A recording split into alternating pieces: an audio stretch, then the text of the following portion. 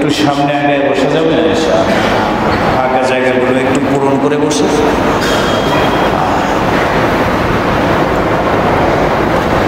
আলহামদুলিল্লাহ।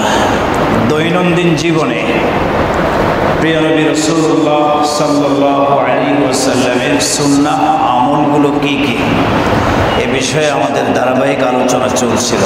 আলহামদুলিল্লাহ, সুন্নতে নববীর উপর প্রিয় নবী রাসূলুল্লাহ সাল্লাল্লাহু আলাইহি ওয়াসাল্লামের সুন্নাহগুলি সম্পর্কে জ্ঞান অর্জন করে সেগুলির উপর আমল করা আমাদের প্রত্যেকের জন্য খুবই জরুরি। বিশেষ করে আমরা যারা খাঁটি উম্মত হিসেবে দাবি করি, নবীর খাঁটি উম্মত হতে চাই, খাঁটি আশিকে রসুল হতে চাই, আমাদের জন্য অবশ্যই জরুরি নবীজির সুন্নাহগুলির উপর আমল করা। বিশেষ করে দৈনন্দিন জীবনে শত শত সুন্নাহ আমল রয়েছে, আমরা হয়তো সেগুলি সম্পর্কে অনেকেই জানি না। না জানার কারণে সেগুলো যে সুন্নাহ, নবীজির একটা সুন্নত আমি জানি না। না জানার কারণে সুন্নতের প্রতি মহাব্বত সৃষ্টি হয় না এবং আমল করার মজা আর স্বাদও আমি পাই না। তো এই জন্য দৈনন্দিন জীবনে নবীজির সুন্নাহ আমলগুলো কি, আমরা এর উপরে ধারাবাহিকভাবে আলোচনা শুরু করেছি। আলহামদুলিল্লাহ, এই বিষয়গুলো খুবই জরুরি। আমরা যদি সাহাবায়ে কেরামদের ইতিহাস তালাশ করি, জীবনী খুঁজে দেখি, তাহলে আমাদের সামনে স্পষ্ট হয়ে যাবে সাহাবায়ে কেরাম এক একজন সাহাবী নবীজির এক একটা সুন্নতের উপর কি পরিমাণ গুরুত্ব দিতেন। আল্লাহু আকবার, কি পরিমাণ গুরুত্ব দিতেন। আল্লাহর নবীর একজন সাহাবী হযরতে হুযায়ফা ইবনুল ইয়ামান রাদিয়াল্লাহু তাআলা আনহু, তিনি একবার পারস্য সম্রাটের বিশেষ দাওয়াতি মেহমান হলেন। পারস্য, রোম পারস্য, ওই সময়ের পরাশক্তি দুইটা দেশ। হযরতে হুযায়ফা ইবনুল ইয়ামান রাদিয়াল্লাহু তাআলা আনহু পারস্য সম্রাটের বিশেষ মেহমান হয়ে পারস্য সফর করলেন। রাজ দরবারে বিশাল বড় মেহমানদারির ব্যবস্থা করা হয়েছে। এখানে সাধারণ কোনো মানুষ উপস্থিত নয়, বরং আমির উমারা, মন্ত্রী, এমপি যারা স্থানীয় লোক আছে এবং বহিরাগত মেহমান, দামি দামি মেহমান। তো মুসলমানদের তরফ থেকে হযরতে হুযায়ফা ইবনুল ইয়ামান এবং আরও 2-4 জন সাহাবী মিলে তারা শরীক হয়েছিলেন সেই দাওয়াতি মেহমান হিসেবে। রাজ দরবারের শাহী মহলের ভিতরে আপ্যায়ন করা হলো, দস্তরখানা বিছাইয়ে দেওয়া হয়েছে, খাবারের শাহী মেহমানদারি, খাবারের আইটেমের কোনো অভাব নেই, খাবার দাবার শুরু হয়ে গেছে। হযরতে হুযায়ফা ইবনুল ইয়ামান রাদিয়াল্লাহু তাআলা আনহু দেখেন নবীজির সাহাবী সুন্নতের প্রতি কি পরিমাণ গুরুত্ব দিতেন, কি পরিমাণ গুরুত্ব দিতেন, মহাব্বত ছিল সুন্নতের প্রতি। তিনি খাবার খাচ্ছেন, হঠাৎ খাবারের লোকমার কিছু অংশ দস্তরখানায় পড়ে যায়। হযরতে হুযায়ফা ইবনুল ইয়ামান রাদিয়াল্লাহু তাআলা আনহু এই ভরা মজলিসের মধ্যে নবীজির সুন্নতের উপর আমল শুরু করে দিয়েছেন। সুবহানাল্লাহ। নবীজির সুন্নাহ কি? খাবারের কোনো লোকমার কোনো অংশ যদি পড়ে যায় সেটা উঠায়া পরিষ্কার করে আবার খেয়ে ফেলে, এটা নবীজির সুন্নাহ। কারণ খাবারের কোন অংশের মধ্যে যে বরকত নিহিত আছে এটা জানা যায় না। অতএব কোনো খাবারের কোনো অংশ যদি পড়ে যায়, লোকমার কোনো অংশ যদি পড়ে যায়, সেটা উঠাইয়া পরিষ্কার করে আবার খেয়ে ফেলা, এটা কার সুন্নাত? নবীজির সুন্নাত। তো এই ভরা মজলিসের মধ্যে হুযায়ফা ইবনুল ইয়ামান রাদিয়াল্লাহু তাআলা আনহু তার খাবারের একটি লোকমার কিছু অংশ পড়ে গিয়েছে। তো তিনি এই মজলিসের মধ্যে সুন্নতের উপর আমল শুরু করে দিয়েছেন। তিনি পড়ে যাওয়া লোকমার অংশ তিনি উঠাইয়া আবার খেয়ে ফেলছেন। সুবহানাল্লাহ, সুবহানাল্লাহ বলেন না? পাশের থেকে একজন কানে কানে বলছে, এই হুযায়ফা ইবনুল ইয়ামান, আপনি কি কাজ করছেন? এখানে আমির ওমারা, বড় বড় লোক এখানে উপস্থিত, আপনি পড়ে যাওয়া লোকমা উঠাইয়া খাচ্ছেন, এটা যদি অন্যান্য লোক দেখে তাহলে খারাপ মনে করবে। কারণ পারস্য এই দেশে পড়ে যাওয়া লোকমাকে তুলে খাওয়া, এটাকে তারা পছন্দ করে না। এরা টাকাওয়ালা মানুষ, ধনী মানুষ, সম্পদওয়ালা, পড়ে যাওয়া অংশ এরা তুলে খায় না। কানে কানে বলছে নবীর সাহাবীকে যে আপনি কি কাজ করছেন, কি করলেন? আপনি এই কাজটা মোটেও ভালো করেন নাই। পড়ে যাওয়া লোকমার অংশ আপনি তুলে আবার খেলেন, মানুষ তো আপনাকে খারাপ ভাববে। তখন তিনি একটি কথা বলেছেন। কি বলেছেন? তিনি বলেছেন, ধমক লাগাই দিয়ে বললেন, আতরুকু সুন্নাত হাবিবি লিহাউলাইল হুমাকা। আরে ভাই, এই সমস্ত আহাম্মকদের কারণে আমি আমার প্রিয় নবী রাসূলুল্লাহর সুন্নতকে ছেড়ে দেব? এটা হতেই পারে না। এরা কে কি ভাবছে আমাকে ভাববে, এটা দেখার সময় আমার নাই। আমি তো আমার নবীর সুন্নতকে জিন্দা করছি। সুবহানাল্লাহ। দেখেন সাহাবায়ে কেরাম সুন্নতের উপর আমল কি পরিমাণ করতেন, গুরুত্ব কি পরিমাণ দিতেন। নবীজির ইন্তেকাল হয়ে গিয়েছে। ইন্তেকালের বহু বছর পর আব্দুল্লাহ ইবনে উমর রাদিয়াল্লাহু তাআলা আনহু মদিনার থেকে কয়েকজন সাথীকে নিয়ে সফর শুরু করেছেন মক্কার উদ্দেশ্যে। মদিনায় থাকতেন, মদিনার থেকে সফর শুরু করেছেন, মক্কায় আসবেন, উমরা পালন করবেন। পথিমধ্যে হঠাৎ করে উটের উপর সাওয়ারি হয়ে আসছিলেন। আব্দুল্লাহ ইবনে ওমর রাস্তার মাঝখানে এসে তিনি হঠাৎ উট দাঁড় করালেন, সাথীরাও উট দাঁড় করালো। এরপরে হঠাৎ তিনি উট থেকে নামলেন, তো সাথীরাও নামলেন। আব্দুল্লাহ ইবনে ওমর উট থেকে নামার পর তিনি একটু দূরে সরে গেলেন, হেঁটে হেঁটে হেঁটে একটু দূরে গিয়ে বসলেন। এমনভাবে বসলেন যে মনে হচ্ছে যেন তিনি ইস্তেঞ্জা সারতেছেন, প্রসাব করবেন, এরকম একটা ভাব। সাথীরা দেখলেন যে তিনি উট থেকে নামার পর কিছু দূর হেঁটে গিয়ে বসলেন, মানে প্রসাব করতে মানুষ যেভাবে বসে ওই স্টাইলে বসছে। বসার পরে তিনি উঠে অল্প কিছুক্ষণ মানে প্রসাব করে নেই, আসলে তিনি উঠে আবার চলে আসলেন, উটের উপর সাওয়ারি হয়ে রওনা করলেন। তো সাথীরা অবাক হয়ে গেলেন যে ব্যাপারটা কি। তিনি নামলেন, প্রসাব করার মতো স্টাইলে বসলেন, কিন্তু প্রসাব তো করেন, এত অল্প সময় কিভাবে প্রসাব সারলেন। তিনি আবার উঠে আবার সফর শুরু করলেন।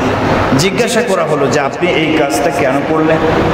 দেখেন আব্দুল্লাহ ইবনে ওমর কি জবাব দিলেন। তিনি বললেন যে আসলে আমার কোনো হাজত বা প্রসাবের কোনো প্রয়োজন পড়ে নাই, আমি নামছি এবং এখানে বসছি। কেন বসছি জানো? একদিন রাসূলুল্লাহ সাল্লাল্লাহু আলাইহি ওয়াসাল্লামের সাথে আমি সফর করছিলাম, নবীজির সফর সঙ্গে আমি ছিলাম। এই জায়গায় আসার পরে নবীজি উট থেকে নামছেন, নামার পরে নবীজি ইস্তেঞ্জা সারছেন। তো আমি এখানে আসার পরে ভাবলাম নবীজির এই সুন্নত, নবীজি এই কাজটা এখানে এসে করেছেন, আমার তো প্রয়োজন নাই, প্রসাব ধরে নেই এখনো। তারপরও নবীর মহাব্বত আমার অন্তরে এমনভাবে জাগ্রত হয়েছে, নবীর মহাব্বত আমাকে নামতে বাধ্য করিয়েছে। আমি নেমেছি এবং নবীজি যেই কাজটা করেছে আমি তার অনুসরণ করেছি। সুবহানাল্লাহ। দেখেন সাহাবায়ে কেরাম এক একটা নবীজির সুন্নাত, নবীজি যে কাজ করেছেন সাহাবায়ে কেরাম সেই কাজ এর অনুসরণ করেছেন, সারাটা জীবন ভর তারা অনুসরণ করেছেন। এই জন্য আমার প্রিয় ভাইরা, সাহাবায়ে কেরাম তো নবীকে দেখেছেন, পরে অনুসরণ করেছেন, আমরা দেখি নাই। কিন্তু নবীজির হাদিস আছে, কোরআন আছে, কোরআন এবং সুন্নাহ আছে আমাদের সামনে, সেগুলি জানতে হবে। দৈনন্দিন জীবনে যে সমস্ত আমলগুলি সুন্নাত, নবীজির সুন্নাত, এগুলি সম্পর্কে জানতে হবে এবং আমল করতে হবে। আল্লাহ তাআলা জানার এবং আমল করার মতো তৌফিক আমাদের সবাইকে দান। আজকে আমরা একটি বিষয় নিয়ে আলোচনা করব। বিষয়টি হলো ইস্তেঞ্জা করার আদব, ইস্তেঞ্জা করার সুন্নাহগুলি কী কী, ইস্তেঞ্জার আগে পরে ইস্তেঞ্জা কিভাবে করব, এক্ষেত্রেও নবীজির দিক নির্দেশনা সুন্নত আছে না নাই? আছে। অনেকে মনে করতে পারেন নবীজিকে এগুলোও বলেছেন ইস্তেঞ্জা কেমনে করতে হবে, এত ছোট ছোট বিষয়ে এগুলিও কি শিখাইছেন? হ্যাঁ, এটার নামই ইসলাম। পৃথিবীতে ইসলাম ধর্ম এমন একটা ধর্ম যেই ধর্মের মধ্যে কোনো কিছুর অভাব নাই, কমতি নাই। আলহামদুলিল্লাহ, কোনো কিছুর কমতি নাই, এবং কোনো ধর্ম থেকে ধার করে নিতে হবে এরকম কোনো অপশন খালি নাই। পরিপূর্ণ পরিপূর্ণ ইসলাম, সব কিছু এর মধ্যে আছে। খুঁটিনাটি প্রত্যেকটা বিষয় আমাদের প্রিয় নবী রাসূলুল্লাহ সাল্লাল্লাহু আলাইহি ওয়াসাল্লাম সাহাবায়ে কেরামদেরকে শিখিয়ে গেছে।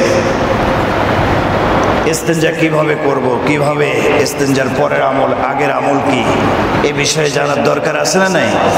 দৈনন্দিন জীবনের অন্যতম আমল, আল্লাহ তাআলার বিরাট বড় মেহেরবানি ইস্তেঞ্জা করা, প্রসাব পায়খানা করা। ইস্তেঞ্জা করা মানে কি? প্রসাব পায়খানা করা। এটাও আল্লাহ তাআলার বিরাট বড় নেয়ামত।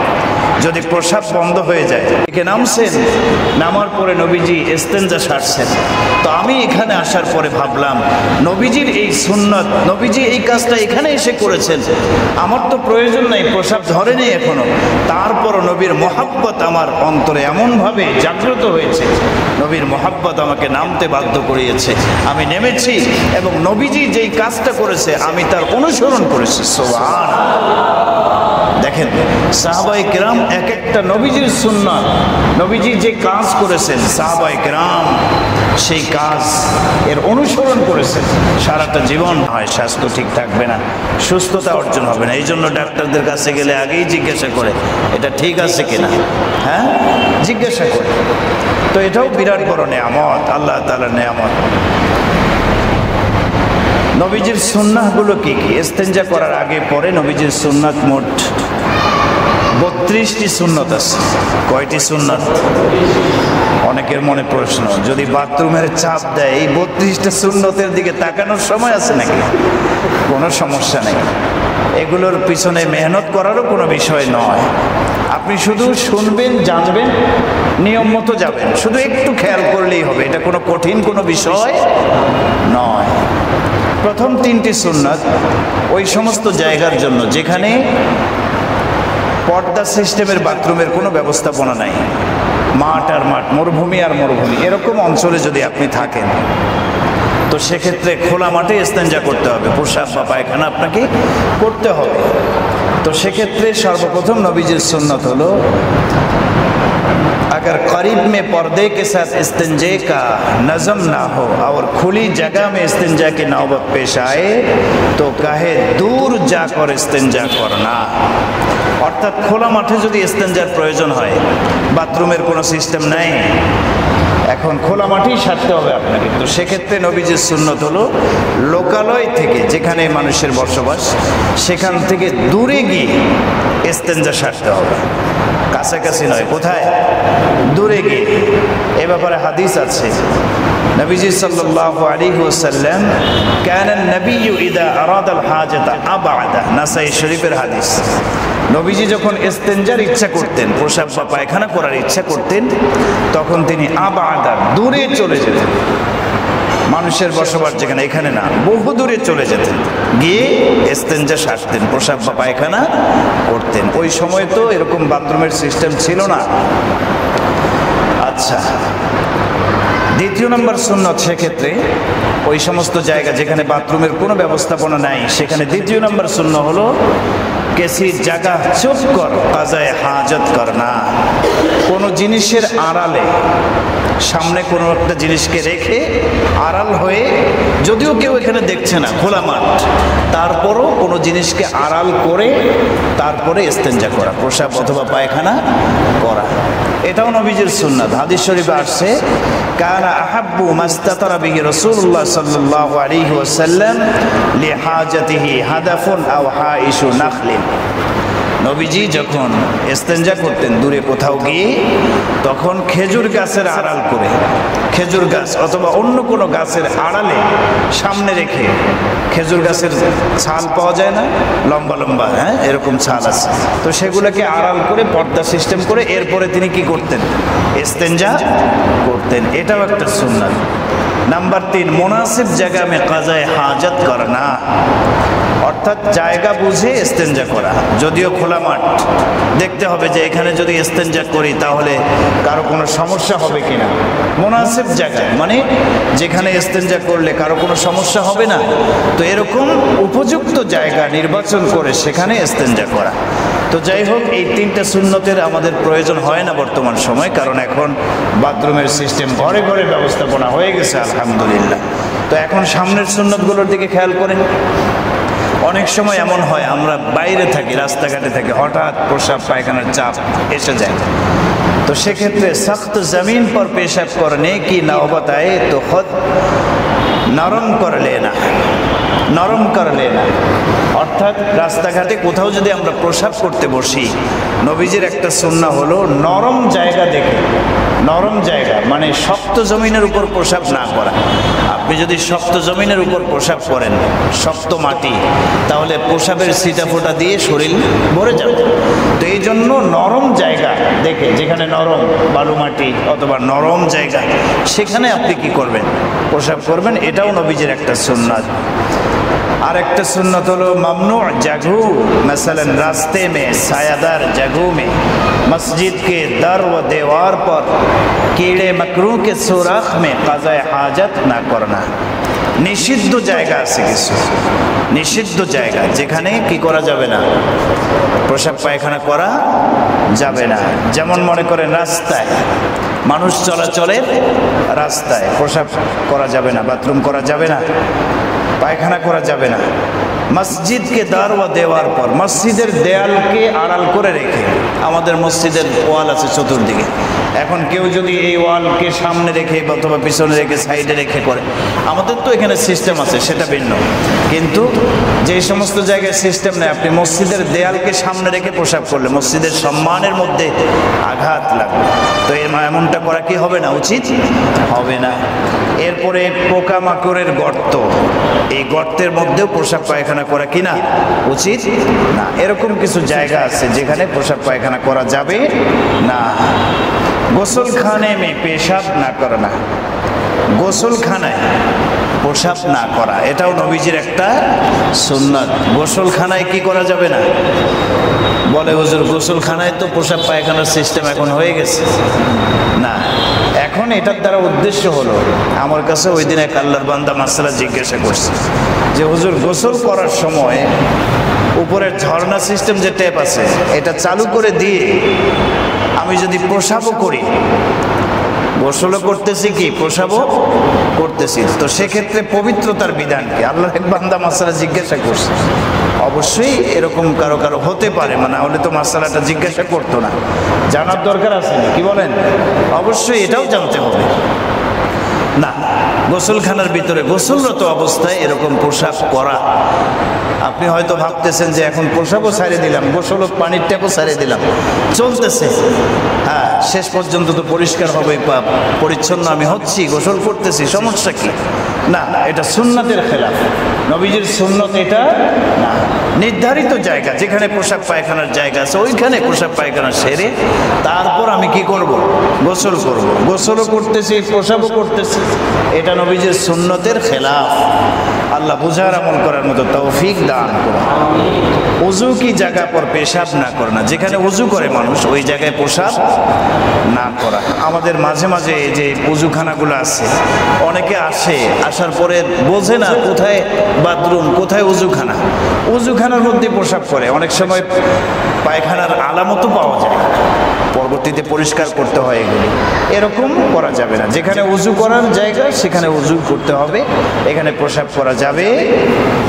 এরপর আরেকটা সুন্নত হলো দীনি তাহরিরাত কো লেকর বাইতুল খালা মে না জানা।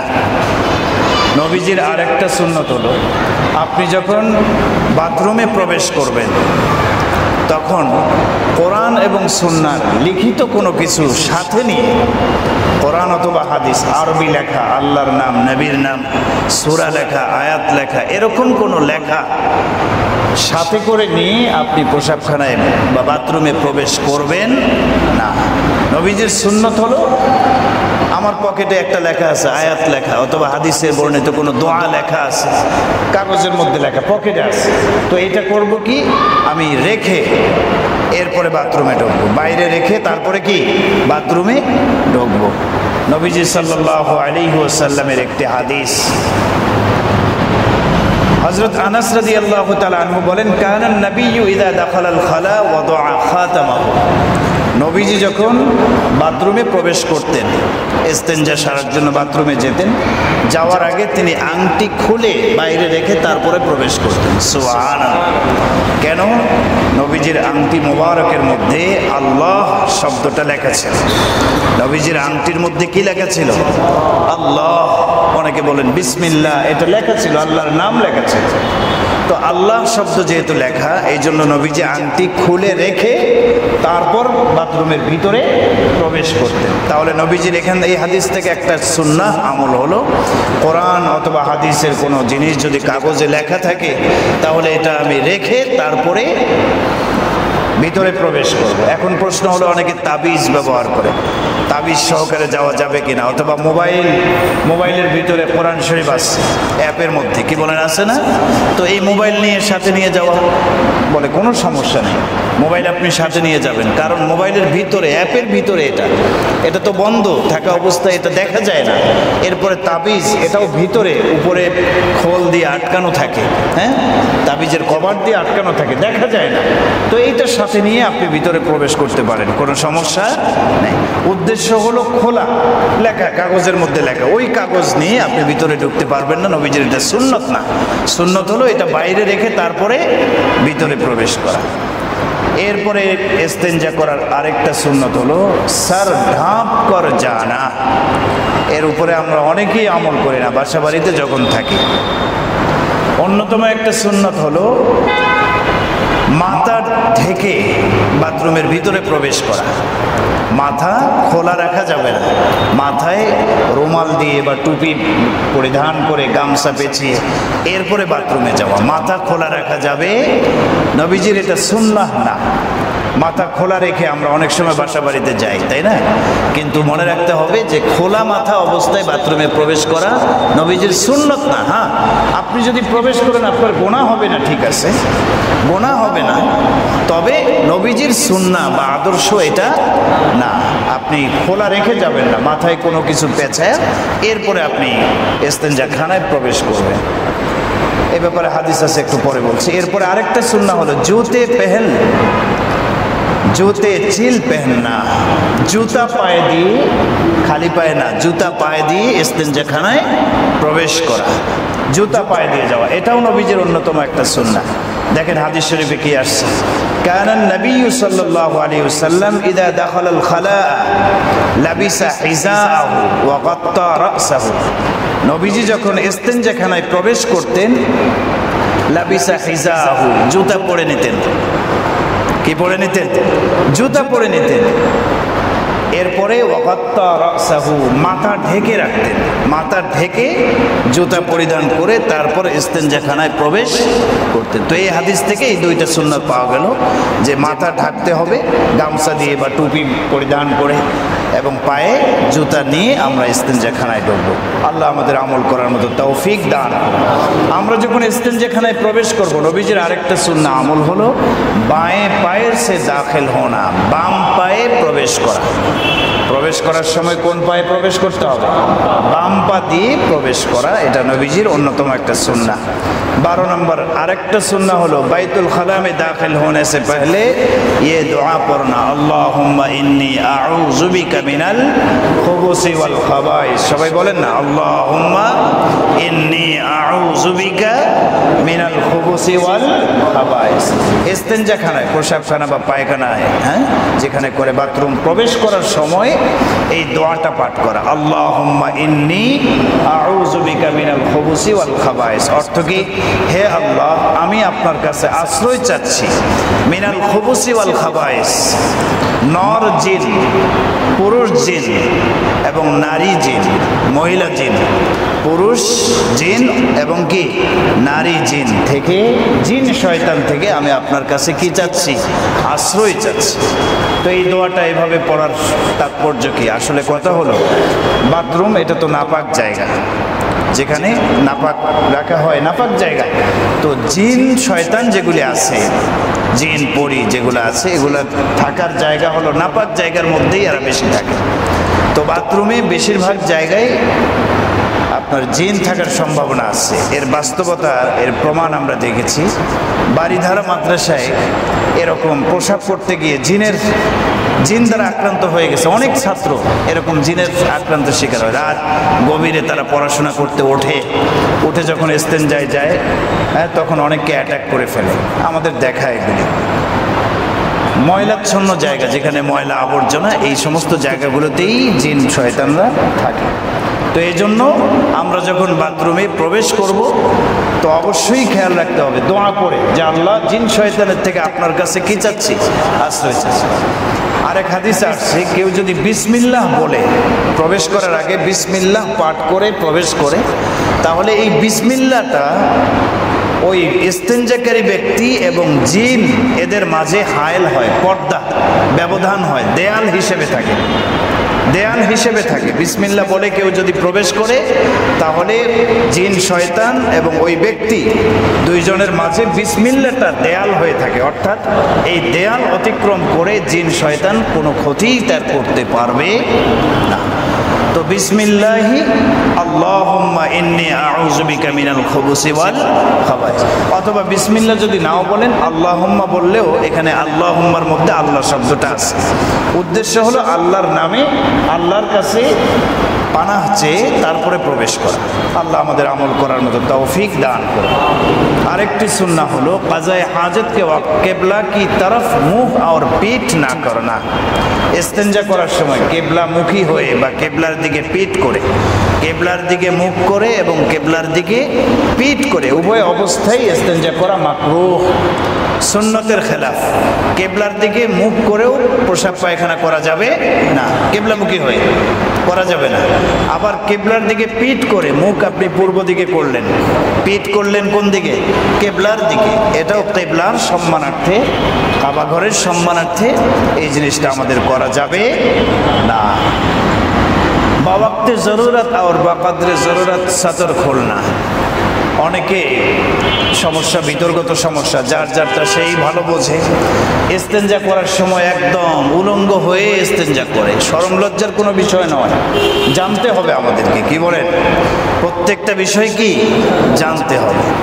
তো উলঙ্গ হয়ে তারপরে ইস্তেঞ্জা করে না, এটা সুন্নতের খেলাফ। হাদিস শরীফে কি আসছে একটু খেয়াল করেন।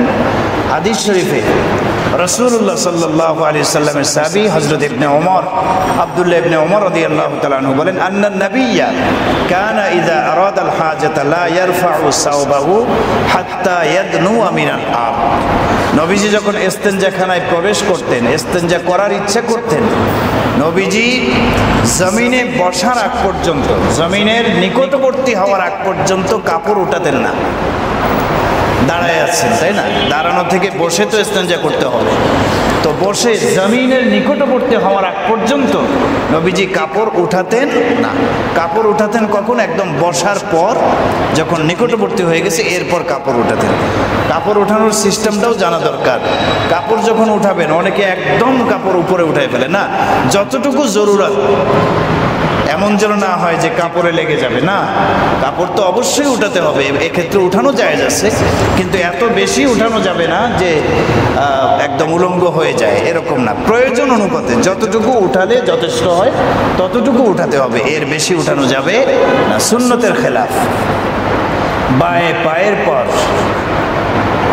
জোর দেকর बैठना, আমরা যখন বসি ইস্তেঞ্জা করার জন্য, নবীজির অন্যতম একটা সুন্নাহ হলো বাম পায়ের উপর টেক লাগায়া একটু বাম পায়ের উপর চাপ দিয়ে বসা। বসছেন তো ঠিক আছে, কিন্তু বাম পাশে একটু চাপ দিয়ে বসা, তাহলে পেটটা একটু খালি হয় এবং অনেক সহজেই হাজত সারা যায়। এটাও নবীজির অন্যতম একটা সুন্নাহ। আরেকটি সুন্নাহ হলো দোনো রানু কো খুব কুশাদা করকে বৈঠনা। ইস্তেঞ্জা করার সময় যখন আমরা বসবো, উভয় রানকে প্রশস্ত করে বসা, আঁটো সাঁটো হয়ে না বসা, ফ্রিভাবে, হ্যাঁ, ফ্রিলি বসা, আপনার প্রশস্ত করে বসা, রান যেন প্রশস্ত থাকে। পেশাব ইয়া পাখানে কি তরফ না দেখনা। নবীজির আরেকটা সুন্নাহ হলো আমরা যখন প্রসাব করব, পায়খানা করব, প্রসাব তো না পাক, পায়খানা না পাক, এগুলোর দিকে নজর দেওয়া যাবে না। নজর দেওয়া এটা নবীজির সুন্নাহ না, নজর না দেওয়াটাই কি নবীজির শিক্ষা, সুন্নাহ। আর যদি কেউ নজর দেয় তাহলে এটা রুচিরও খেলাফ, সুন্নতেরও খেলাফ, এটা মাকরুহ হয়ে যাবে। আচ্ছা, বেলা জরুরত বৈঠে না রাহনা, প্রয়োজন ছাড়া দীর্ঘ সময় বসে থাকা মাকরুহ, এটা নবীজির সুন্নাহ না। আপনার প্রয়োজন শেষ, তাড়াতাড়ি বের হয়ে পড়েন। অনেকে ঘন্টার পর ঘন্টা লাগায়, কি করে আল্লাহ জানে। না, সময় লাগানো যাবে না। অনেকে আছে অভ্যাসে পরিণত হয়েছে, বাথরুমে ঢুকলেও বের হতে চায় না। কি বলেন, আছে না নাই? হ্যাঁ, রমজানে বোঝা যায়, ইফতারের আগে এই যে সিরিয়ালে দাঁড়ায়, বের হয় না। হ্যাঁ, অনেকের অভ্যাস আছে, আবার অনেকের বদ অভ্যাসও আছে, সিগারেট টানে। বাথরুমের ভিতরে গিয়ে আবার কি টানে? সিগারেট টানে। আল্লাহ আমাদের হেফাজত করুন, আমিন। তাহলে বেশিক্ষণ সময় থাকা যাবে না, প্রয়োজন শেষ, চলে আসবে। আচ্ছা, এরপর আরেকটা সুন্নাহ হলো বাইতুল খালামে জবান সে আল্লাহ সুবহানাহু ওয়া তাআলা কা জিকির না করনা। আপনি হয়তো ভাবতেছেন এই সময় বসে আছি, কাজও সারতেছি, আবার জিকিরও করি, সমস্যা কি? সময় তো আছে। হ্যাঁ, না না না, জবানে উচ্চারণ করে আল্লাহর নাম কোনো জিকির আপনি করতে পারবেন না। বাথরুমে বসে বসে আপনি জিকির করতে পারবেন না। আরেকটি সুন্নাহ হলো কিসি সে বাতচিত না করনা। ইস্তেঞ্জারত অবস্থায় কারোর সাথে কোনো কথাবার্তা বলা যাবে না, না বলাটাই সুন্নাত। বলাটা মাকরুহ হবে, মাকরুহ, না বলাটাই সুন্নাত। অনেকে আছে পোলাপান বিশেষ করে, হ্যাঁ, একসাথে বসে, এই কি খবর রে, কাজও চলতেছে, কথাও বলতেছে, মাকরুহ হয়ে যাবে। নবীজির সুন্নাহ হলো কোনো কথা নেই, যেই কাজে আসছে এই কাজটা সেরে তারপরে কথা। আগার ঠিক আয়ে তো দিল মে আলহামদুলিল্লাহ কাহনা। বাথরুমের ভিতরে অথবা পোশাক পরতেছেন, পোশাকখানায় আপনার হাসি আসছে, ঠিক আয় মানে হাসি আসছে। এখন হাসি আসলে কি বলতে হয়? আলহামদুলিল্লাহ, তাই না? অথবা অন্য কেউ হাসি দিচ্ছে, আপনার জবাব দিতে হবে ইয়ারহামুকাল্লাহ। না, হাসির জবাবও দেওয়া যাবে না প্রসাবরত অবস্থায়, পায়খানারত অবস্থায়। আলহামদুলিল্লাহ এটা বলা যাবে, কারণ আলহামদুলিল্লাহর মধ্যে আল্লাহর নাম আছে, এটা একটা জিকির, তো জিকির করা যাবে না। दाहिने हाथ से शर्मगाह को ना छूना, ডান হাত দিয়ে লজ্জাস্থান স্পর্শ করা যাবে না, এটা নবীজির সুন্নাত না। দাহিনে হাত সে ইস্তেঞ্জা না করনা, ইস্তেঞ্জা শেষ, সারার শেষ কাজ হলো পানি দিয়ে পরিষ্কার পরিচ্ছন্নতার যে বিষয়টা, এটা আমরা বাম হাতে করব। বাম হাতে করাটাই নবীজির কি সুন্নাহ, ডান হাত ইউজ করব না। इस्तिब्रा करना यानी पेशाब के कतरे निकलने से इत्मीनान हासिल कर लेना। इस्तिब्रा करा एटाও সুন্নাত। ইস্তিবরা করা মানে প্রসাবের ফোঁটা বন্ধ হয়ে যাওয়ার আগ পর্যন্ত আপনাকে হাঁটাহাঁটি করা, কাশাকাশি করা, অর্থাৎ এমন কাজ করা যাতে প্রসাবের ফোঁটাগুলো, অবশিষ্ট ভিতরে যেগুলি আছে, এগুলোও যেন বের হয়ে যায়। এজন্যই ওলামায়ে কেরাম বলছেন একটু হাঁটাহাঁটি করা, প্রসাব করার পরে একটু কি করা, হাঁটাহাঁটি করা। এই বিষয়টাকে আবার অনেক বর্তমানে ইদানিং কালের অনেক আলেম ওলামা খারাপ ভাবতেছে। কয় প্রসাব করার পরে, হ্যাঁ, এই কুলুপ ব্যবহার করার পর হাঁটা, তো হাঁটাহাঁটি করা এটা মানে স্বভাবজাতভাবে একটা খারাপ লাগে, ঠিক আছে না? লজ্জাস্থান ধরে হাঁটা এটা খারাপ জিনিস, কিন্তু খারাপের কোনো বিষয় নয়। প্রসাবের ছিটাফোঁটা আপনাকে অবশ্যই এর দিকে লক্ষ্য রাখতে হবে যেন কোনো ছিটাফোঁটা আমার কাপড়ে বা শরীরে না লাগে। এজন্য যা করা দরকার, হাঁটাহাঁটি করা দরকার, কাশি দেওয়া দরকার, হ্যাঁ, তবে আপনি বাইরে যাওয়ার কোনো দরকার নেই। বাইরে হাঁটাহাঁটি করবেন না, যেখানে প্রসাব করবেন সেখানেই প্রসাবখানা যে আছে আমাদের, প্রসাবখানার মধ্যে আশপাশে একটু হাঁটলেন, অথবা ওইখানে বসা থেকে দাঁড়ালেন, হ্যাঁ, টিস্যু পেপার নিয়ে দাঁড়ালেন, যেন প্রসাবের ফোঁটাগুলি সব ঝরে পড়ে যায়। কারণ কঠিন একটা বিষয়। বুখারী শরীফের হাদিসে এসেছে আল্লাহ রাসূল সাল্লাল্লাহু আলাইহি সাল্লাম এক সফরে গেছেন, হঠাৎ এক কবরস্থান, কবর দেখে দাঁড়ায় গেছে। সাহাবায়ে কেরাম বললেন, ওগো আল্লাহর নবী, কেন আপনি দাঁড়ালেন? নবীজি বললেন যে দাঁড়িয়েছে এজন্য, এই যে কবরে দুইজন লোক আছে, এদেরকে শাস্তি দেওয়া হচ্ছে। একজনকে শাস্তি দেওয়া হচ্ছে এজন্য নামাজ পড়ে নাই, রোজা রাখে না, এই জন্য না, বরং ছোট্ট একটা অপরাধ, সে প্রসাব করার পর প্রসাবের ছিটাফোঁটা থেকে পরহেজ করতো না, ছিটাফোঁটা সবসময় তার শরীরে লেগে যেত। এই অপরাধটার কারণে একজনকে শাস্তি দেওয়া হচ্ছে, আর একজনকে কবরে আযাব দেওয়া হচ্ছে কারণ সে মানুষের গীবত চর্চা করত, পরনিন্দায় ব্যস্ত ছিল। তাহলে এই দুই অপরাধের কারণে দুইজনকে কবরে শাস্তি দেওয়া হচ্ছে।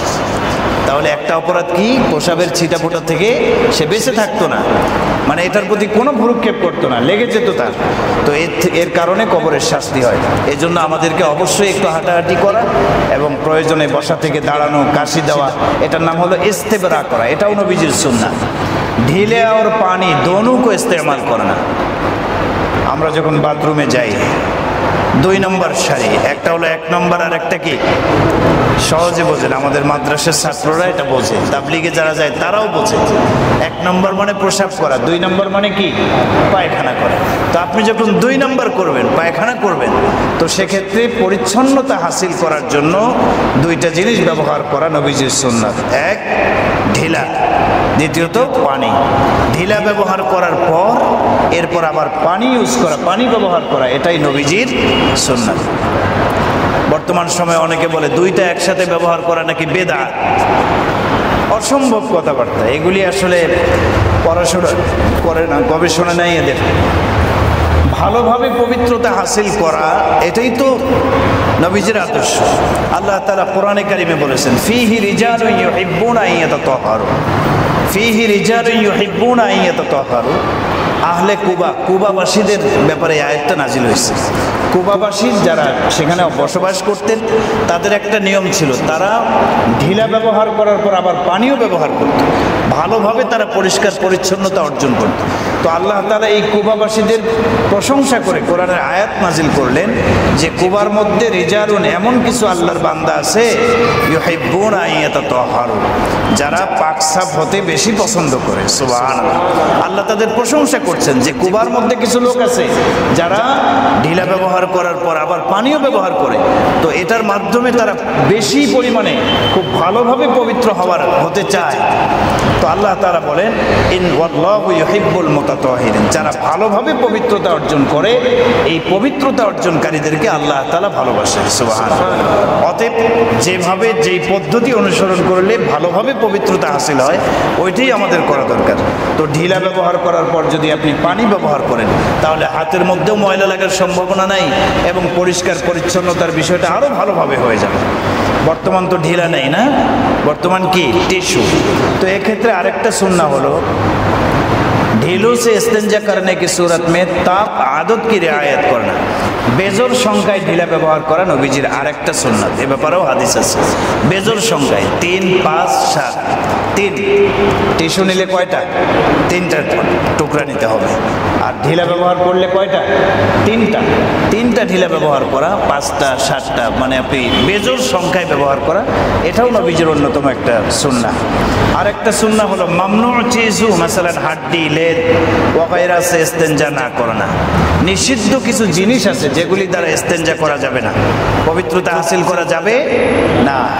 10টা জিনিস আছে। 1 হাড্ডি, কয়লা, কাগজ। হাড্ডি দিয়ে ইস্তেঞ্জা করা যাবে। প্রসাব করার পর আপনি একটা হাড্ডির টুকরা নিলেন, টিস্যু হিসেবে ইউজ করতেছেন, হাড্ডি না, করা যাবে না। কারণ হাড্ডি সাধারণত হয় প্রাণীদের, প্রাণী যাদের প্রাণ আছে এদেরই তো হাড্ডি হয়, কি বলেন? তো হাড্ডি এটা প্রাণীর একটা অংশ, তার প্রাণীর একটা সম্মান মর্যাদা আছে, এই জন্য এটা দ্বারা ব্যবহার করা যাবে না। এরপরে কয়লা, দামি জিনিস, কাগজ, কাঁচ, গাছের কাঁচা পাতা, খাদ্যদ্রব্য, শুকনা গোবর। গোবর তো নিজেই না পাক, এটা দ্বারা আবার পবিত্রতা হাসিল কিভাবে আপনি করবেন? গোবর দিয়ে ইস্তেঞ্জা করা যাবে না। জমজমের পানি, এটাও আপনি ইস্তেঞ্জার জন্য ব্যবহার করতে পারবেন না।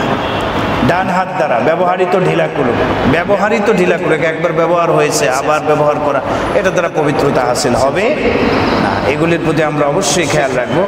পেহলে দাহনা পায়ের বাহির নিকালনা, সব সেরে আমরা যখন ইস্তেঞ্জাখানা থেকে বের হব, কোন পা দিয়ে বের হব? ডান পা। ঢোকার সময় বাম পা, আর বের হওয়ার সময় কি? ডান পা দিয়ে বের হওয়া নবীজির সুন্নাহ। বাইতুল খালা সে বাহির নিকল কর ये दुआ पढ़ना, বের হওয়ার পর একটা দোয়া পড়া। দোয়াটা কি? গুফরানাকা আলহামদুলিল্লাহিল্লাযী আযহাবা আন্নিল আযা ওয়া আফানি। দোয়াটা মুখস্থ করে নেবেন। উদ্দেশ্য হলো বা অর্থ হলো, হে আল্লাহ, আপনি আমাকে মাফ করে দিন, সমস্ত প্রশংসা আপনারই, আপনি আমাকে কষ্টদায়ক জিনিস থেকে হেফাজত করেছেন, আমার থেকে কষ্টদায়ক জিনিস আপনি বের করে দিয়েছেন। ওয়া আফানি, এবং আমাকে পরিপূর্ণ সুস্থ করে দিয়েছেন। কারণ এই জিনিসটা বের না হলে তো অসুস্থ হয়ে যাবে মানুষ। তো আল্লাহ তাআলা এটা বের করে দিয়ে, ব্যবস্থা করে দিয়ে সুস্থ করে দিয়েছেন আমাকে, এই জন্য আলহামদুলিল্লাহ। শুকরিয়া কার? আল্লাহ। অবশ্যই শুকরিয়া আদায় করা, বের হওয়ার পরে এই দোয়াটা পড়া। কাজে কাজায়ে হাজত को अल्लाह सुब्हानहू व तआला का फजल व एहसान समझना। আপনি যে ইস্তেঞ্জা করতে পারলেন, প্রসাব বা পায়খানা করতে পারলেন, খুব সহজে হয়ে গেল, এটাকে আল্লাহর বিরাট বড় ইহসান মনে করা, দয়া মনে করা। এজন্যই তো নবীজি বের হয়ে দোয়া পড়ছেন, আলহামদুলিল্লাহিল্লাযী আযহাবা আনিল আযা ওয়া আফানি। আলহামদুলিল্লাহ বলছেন কেন? প্রশংসা কার? আল্লাহ তাআলা। শুকরিয়া আদায় করছেন যে এত বড় একটা নেয়ামত আল্লাহ তাআলা আমাকে দান করেছেন। এরপরে আরেকটা সুন্নাহ হলো কাজায়ে হাজত के बाद मजीद सतराई के लिए साबुन मिट्टी वगैरह से हाथ धोना। আপনি বের হওয়ার পরে ভালোভাবে পরিষ্কার পরিচ্ছন্নতা অর্জন করার জন্য মাটি দ্বারা অথবা সাবান দ্বারা অথবা অন্য কোনো পরিষ্কার হয় এরকম কোনো জিনিস দিয়ে হাত ভালোভাবে ধুয়ে নেওয়া, এটাও নবীজির কি সুন্নাহ। এ ব্যাপারে একটা হাদিস আপনাদেরকে শোনাই। হযরত আবু হুরায়রা থেকে বর্ণিত, কানান নবিয়্যু ইযা আতাল খালা আতাইতুহু বিমাইন ফি তাওরিন আও রাকওয়াতিন। হযরত আবু হুরায়রা বলেন, নবীজি যখন ইস্তেঞ্জাখানায় প্রবেশ করতেন, বাথরুমে বা প্রসাবখানায় প্রবেশ করতেন, আতাইতুহু বিমাইন, আমি নবীজির জন্য পানি নিয়ে আসতাম, ফি তাওরিন, লোটা, লোটা চেনেন তো, লোটা মানে মাটির পাত্রে, অথবা আও রাকওয়াতিন, অথবা চামড়ার থলে, যেটাকে মস্ক বলা হয়। চামড়ার কি মস্ক, ব্যাগ, চামড়ার দ্বারা ব্যাগ, ওখানে পানি ব্যবহার হতো আগে।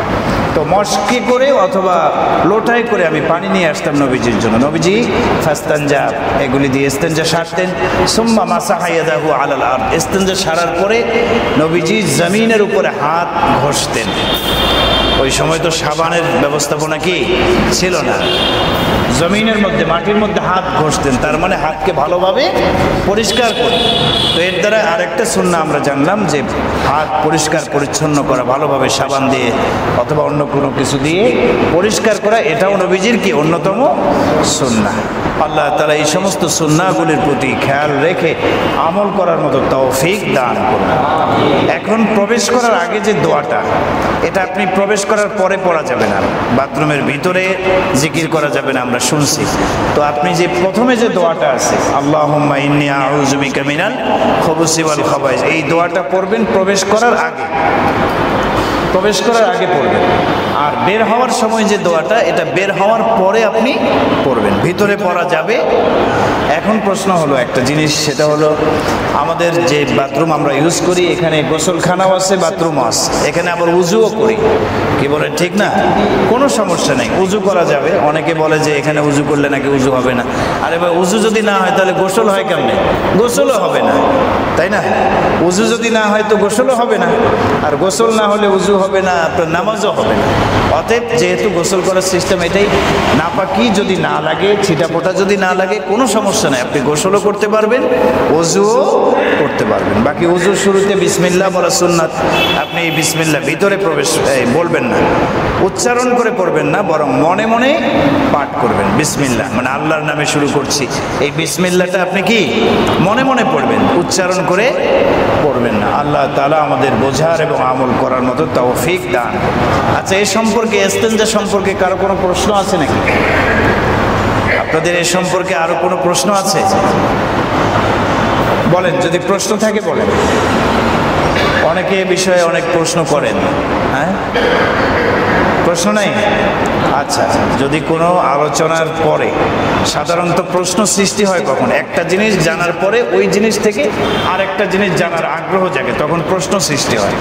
আমার কোনো আলোচনার থেকে যদি কারো কোনো প্রশ্ন তৈরি হয়, অবশ্যই আপনারা জানার জন্য পরবর্তীতে আমার সাথে দেখা করবেন, প্রশ্নটার কথা বলবেন, আমি বলার চেষ্টা করব, জবাব দেওয়ার চেষ্টা করব ইনশাআল্লাহ। আর একটা জিনিস, সেটা হলো একটু কষ্ট হবে। এই যে প্রকারগুলো, এগুলো আমাদের অনেকের মনেও নাও থাকতে পারে, তাই না? তো এটা যদি একটা কাগজের মধ্যে লেখা হয়, প্রত্যেক দিনের সুন্নতগুলো, যেমন আমরা প্রতি সপ্তাহে এক একটা বিষয়ে নবীজির সুন্নাহ আমলগুলো কী কী বিষয়ে আলোচনা করতেছি, তো যদি একটা পেজের মধ্যে আজকের যে আলোচনাটা হলো সংক্ষিপ্ত আকারে 32টা সুন্নত বাংলায় লেখা থাকে একটা পেজে, এবং এটা আমরা প্রত্যেকেই সংগ্রহ করি, তাহলে আমাদের জন্য সুবিধা হবে। কি বলেন আপনারা? সুবিধা হবে না? আচ্ছা আচ্ছা, বলে শেষ করি। তো আপনাদের সুবিধার্থে আমি চেষ্টা করবো ইনশাল্লাহ, আজকে যে আলোচনাটা হলো, যে সুন্নতগুলোর কথা বলা হলো, এগুলো ইনশাল্লাহ এর কপি আপনারা আগামী সপ্তাহে পাবেন। ঠিক আছে, আপনারা পেয়ে যাবেন ইনশাআল্লাহ। এরপর আগামী সপ্তাহে যা বলা হবে সুন্নতগুলির কথা, সেগুলো লিখিত আকারে আপনার পরের সপ্তাহে পাবেন। তো এই সিস্টেম করলে আমার মনে হয় যে ভালো হবে। অনেকে তো মনে রাখতে পারেন না, আবার বাসা বাড়িতেও দরকার এই বিষয়গুলো জানানো, তো লেখা থাকলে ওনারাও পড়তে পারবে। তো এই একটা মেহনত আমরা করতে পারি কিনা ইনশাআল্লাহ, আল্লাহ তাআলা আমাদের তৌফিক দান করুন। জি ভাই বলেন। হ্যাঁ, উজুর ব্যাপারে। জি জি, আচ্ছা আচ্ছা।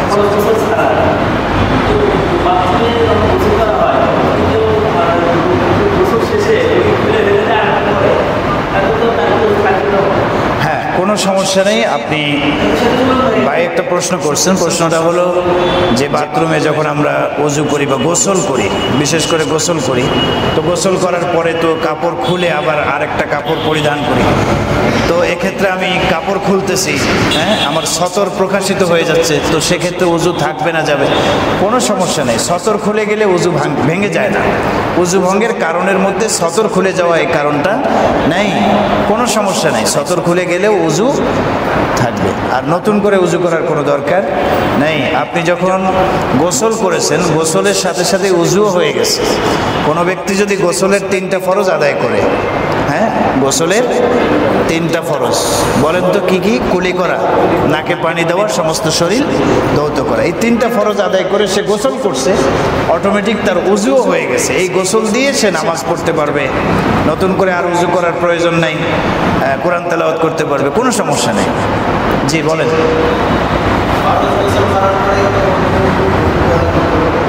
ওযু করা কোনো সমস্যা নেই, এটাই তো বলে দিলাম। ফরজ গোসল করার পরে আর নতুন করে আপনার ওযু করার দরকার নেই, যদি আপনি গোসলের যে ফরজ, এই ফরজ আপনি আদায় করেন। দেখেন, আপনি যদি গোসলের ফরজ আদায় করেন, তো একটা ফরজ হলো সমস্ত শরীর ধৌত করা। দেখেন, সমস্ত শরীর ধৌত করা, এর মধ্যে হাত ধোয়া হয় না, পা ধোয়া হয়, মাথা মাসে হয়, গর্দান মাসে হয়, সবগুলো হয়ে যাচ্ছে। আবার নাকেও আপনি পানি দিচ্ছেন, ফরজ ওই 3টা ফরজের মধ্যে একটা হলো নাকে পানি দেওয়া, হ্যাঁ, এরপরে কুলি করা, তো সবই তো হয়ে যাচ্ছে। ওযুর মধ্যে সুন্নত মুস্তাহাব যা আছে সবগুলো গোসল করার দ্বারা আপনার আদায় হয়ে যাচ্ছে, নতুন করে আর ওযু করার কোনো দরকার নেই। জি বলেন। জি জি,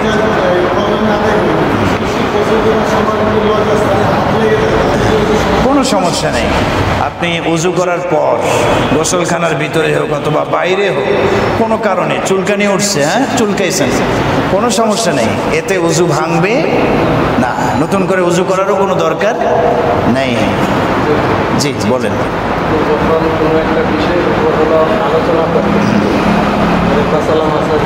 জি, যেটা দেখা যাচ্ছে যে অনেক সময় আলোচনাটা ছেলে মানুষদের ক্ষেত্রে, হলো মহিলারা দেখা যাচ্ছে, যেমন আমার ওয়াইফ, আমি শুনে। আচ্ছা আচ্ছা, আপনি এখানে যদি কোনো ডিফারেন্স থাকে তাহলে এটা একটু ক্লিয়ার মানে মহিলাদের ব্যাপারটা, ঠিক আছে ইনশাআল্লাহ। আচ্ছা আচ্ছা আচ্ছা, তো এই যে সুন্নতগুলোর কথা বলা হলো, এগুলো কিন্তু পুরুষদের জন্য, মহিলাদের জন্য, প্রত্যেকের জন্য, ঠিক আছে? এটা শুধুমাত্র পুরুষদের জন্য বিষয়টা এমন না। আমরা যদিও সম্বোধন করার ক্ষেত্রে পুরুষদেরকে সম্বোধন করে বলি, কারণ দেখেন কোরআনে কারিমে সব জায়গায় বলা হয়েছে ইয়া আইয়ুহাল্লাযীনা আমানু, হে ঈমানদার পুরুষগণ। সম্বোধন হচ্ছে পুরুষদেরকে, কিন্তু এর ভিতরে মহিলারাও কি শামিল আছে। তো মহিলাদেরকে বলার নাম উল্লেখ করা হয়নি কেন, বা মহিলাদেরকে সরাসরি সম্বোধন করা হয়নি কেন? এটার অন্যতম একটা হিকমত হলো মহিলাদের নাম উচ্চারণ করা, এটাও তো পর্দা। দেখেন পুরা কোরআন শরীফের মধ্যে মারিয়াম, এই মারিয়াম শব্দ ছাড়া আর অন্য কোনো মহিলার নাম আছে? মহিলা সাহাবী অনেক ছিলেন না? এরপরে আরো অনেক মহিলা, গুণবতী মহিলা ছিলেন, কিন্তু কোরআনে কারিমে তো পুরুষদের নামের অভাব নেই। ঈসা, মুসা, ইব্রাহিম, লূত, নূহ, অনেক নবীর নাম আছে, কিন্তু মহিলাদের নাম খুঁজে পাওয়া যায় না। মাত্র একজনের নাম পাওয়া যায়, কে? মারিয়াম আলাইহিস সালাম, ঈসা আলাইহিস সালামের মা মারিয়াম, একজনের নাম পাওয়া যায়। আসল কথা হলো আল্লাহ তাআলার উদ্দেশ্য হলো ওই একজনের নামও আল্লাহ উল্লেখ করতেন না, একটা কারণে উল্লেখ করছেন। উদ্দেশ্য হলো মহিলাদের নাম, এটাও পর্দা, এটাও পর্দা। একজন মহিলার নাম উচ্চারণ করলে আরেকজনের শুনলো, এটাও কি এক ধরনের পর্দা। তো আল্লাহ তাআলা পর্দার প্রতি এত গুরুত্ব দিচ্ছেন, এই জন্য মহিলাদের নাম কি কোরআনে উল্লেখ করেন নাই। তো মারিয়াম আলাইহিস সালামের নাম কেন উল্লেখ করলেন? উল্লেখ করছেন এই জন্য যে খ্রিস্টান যারা ঈসা আলাইহিস সালামকে নবী মানে, তাদের একটা আকিদা হলো যে ঈসা আলাইহিস সালাম, মারিয়াম এবং আল্লাহ তিনটার সমন্বয়ে হলো আল্লাহ। অর্থাৎ আল্লাহর স্ত্রী মারিয়াম, মারিয়ামের ছেলে হলো কে? ঈসা। তো মারিয়ামকে তারা কার স্ত্রী মনে করেন? আল্লাহর স্ত্রী মনে করেন। নাউজুবিল্লাহ। তো এই ধারণাটা দূর করার জন্য তার নামটা আল্লাহ তাআলা জায়গায় জায়গায় উল্লেখ করে স্পষ্ট করে দিয়েছেন যে না, মারিয়াম আল্লাহর বান্দি, ঈসা আলাইহিস সালাম সেও আমার বান্দা, সে আমার ছেলে না। অনেকে মনে করে যে আল্লাহর পুত্র হলো ঈসা, মনে করে মানে আল্লাহর স্ত্রী মারিয়াম, মারিয়ামের ছেলে হলো ঈসা, তার মানে আল্লাহর পুত্র হলো ঈসা, এটা মনে করে তাদের আকীদা হলো এমন। তো এই আকীদাটা দূর করার জন্য একজন নারীর নাম কোরআনে আসছে। তো উদ্দেশ্য হলো যে এই সমস্ত বিষয় পুরুষদেরকে বলা হচ্ছে এগুলোই কি নারীদের জন্য, কিছু কিছু বিষয় ব্যতিক্রম আছে। তো ভাই যেটা প্রশ্ন করছেন আলহামদুলিল্লাহ, সামনে থেকে এসব বিষয় আরও স্পষ্ট করে মহিলাদের সংক্রান্ত কোনো মাসলা থাকলে সে বিষয়ে আলোচনা হবে ইনশাআল্লাহ। আল্লাহ তাআলা আমাদের বোঝার এবং সুন্নতগুলোর উপর আমল করার মতো তৌফিক দান করুন। দরুদ শরীফ পড়ি। আল্লাহুম্মা খায় কিন্তু পেট ব্যথা হয় না, সে প্রতি সপ্তাহে বাংলাদেশ থেকে সিঙ্গাপুরে যায়, ওখানে গিয়ে করে বাংলাদেশে আসে। কি পরিমাণ মুসিবত, লক্ষ লক্ষ টাকা করার এই পিছনে ব্যয় হয়েছে। তাহলে এটা অনেক বড় মুসিবত যদি ঠিক